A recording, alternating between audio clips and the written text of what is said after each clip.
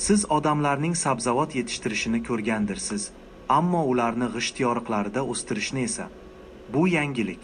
Hammasi bir ayol hovlisini tozalayotganida g'ishtlar orasida yovvoyi o'tlar o'sib chiqqanini ko'rib qolganidan boshlandi.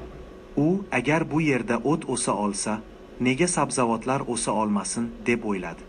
Shunday qilib, u buni sinab ko'rishga ahd qildi. Hovlini tozalab bo'lgach, g'isht oraliqlariga karam urug'ini sepdi.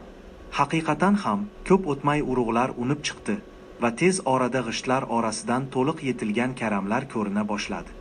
Bu muvaffaqiyat bilan go'yo u yangi imkoniyatlar dunyosini kashf etgandek bo'ldi. U o'zining g'isht bog'ini kengaytirdi, qalampir, hatto tarvuz ham ekdi. Ammo eng qiziq tomoni u g'isht yoriqlarida turp yetishtira oldi.